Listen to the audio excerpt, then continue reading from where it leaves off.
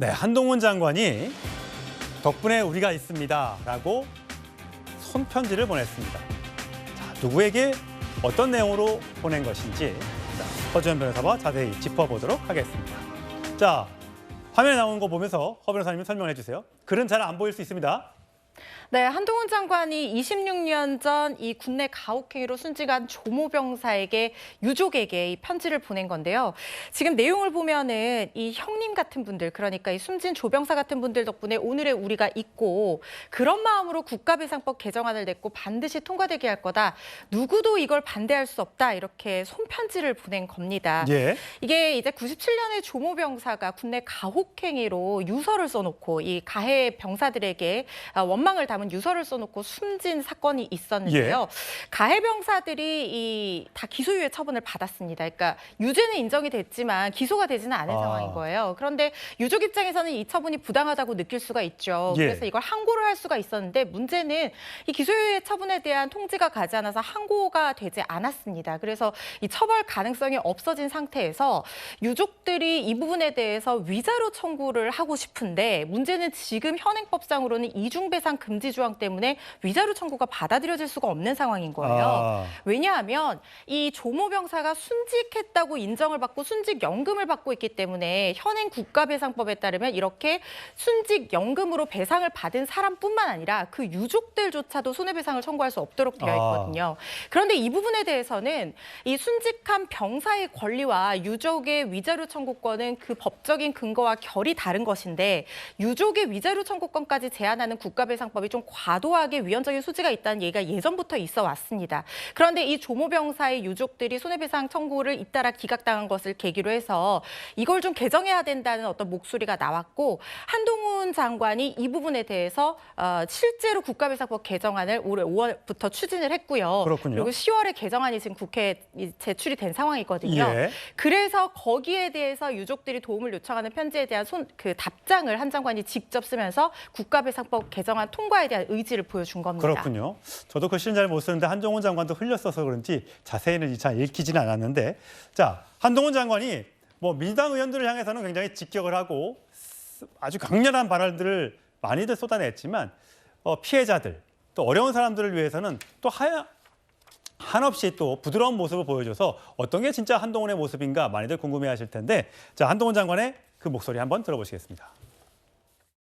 저도 흉기 테러 위협 범죄의 피해자가 돼봤고, 스토킹 범죄 피해자 돼봤고, 청담동 조작 이런 다수 가짜뉴스 범죄의 피해자가 돼봤습니다. 흉악 범죄 피해를 당한 피해자들의 상상하기도 힘든 고통에 비하면 깃털만큼도 안 될 겁니다. 우리의 범죄 해결 시스템이 피해자를 배려하는 데 있어서 많이 부족하다는 점을 잘 알 수 있었습니다. 범죄 피해자들의 마음과 그 가족, 그리고 범죄 피해자를 지원하는 여러분들의 마음으로 이번에 제도 개선을 꼭 해내겠습니다. 네, 이런 행사장에서의 한동훈 장관의 모습을 보면 국회에서의 한동훈 장관의 모습과 좀 많이 다른 면을 볼 수 있는데, 지금 보면 허 변호사님 6.25 전쟁 참전 용사의 감사 편지 뭐라고 써 있는지와 함께 저거를 법무부 장관실에 걸어놨다고요? 네, 과천청사에 저걸 집무실에 걸어놨다고 하는데요. 저 편지는 이 73주년 6.25 기념 행사에서 이 켈로 부대라고 하죠. 비정규 특수부대 그동안 정말 군번도 군 적도 없이 공로를 인정받지 못했던 부대였는데 이게 관련법이 마련이 되고 지난해부터 이 공로금을 실제로 지급을 하고 있거든요. 그 참전 용사가 이 기념식장에서 한동훈 장관에게 국가가 이렇게 참전 공로를 인정해줘서 고맙다라는 내용의 쪽지를 손편지를 전달을 했고 이걸 그대로 갖고 가서 액자에 걸어서 집무실에 보관을 하고 있다라는 얘기인 거고요. 그리고 지금 꼬부기 스티커는 초등학생이 팬레터를 보내서 한 장관이 바쁘시겠지만 이걸 받았는지 아닌지 좀 사인을 주세요라고 했더니 실제로 다이어리에 붙이고 다니고 그 초등학생에게는 모비딕 책을 선물하면서 그 안에 좋은 책 많이 읽어라 이런 내용의 직접 손 답장을 써줬다는 거예요. 그리고 이번에 유족에 직접 손편지를 보냈다는 건데 한 장관이 이렇게 범죄 피해자들 그리고 이 국민들과 소통하는 방식 이 부분 저는 상당히 긍정적으로 평가하고 있습니다. 실제로 제가 이 이 범죄 피해자 국선 변호인으로서 피해자들을 많이 실무에서 만납니다. 그런데 아직까지 이 피해자들에 대한 어떤 지원책이 있기는 하지만 실질적인 개선 부분이 굉장히 많은 것도 사실이거든요. 그런데 한동훈 장관이 부산 돌려차기 사건의 피해자와도 직접 통화를 하고 예. 피해자에게 이렇게 관심을 가지는 것은 상당히 고무적이라고 생각하고요.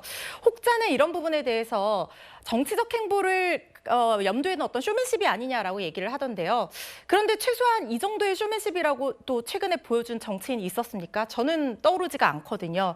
이런 관심이 단초가 돼서 결국에는 변화를 이끌어낼 수 있는 거라고 생각하고요. 실질적으로 국가배상법 개정안 같은 것들도 지금 변화로 이끌어지고 예. 있지 않습니까? 앞으로 이런 변화가 계속 이어지기를 바라봅니다. 김현석 특보님은 한동훈 장관이 민주당 의원들을 향해서 워낙 공격을 많이 하니까 그렇게 할 거면 빨리 나와서 정치권에 투신해라 이렇게 주장하고 있는 거죠?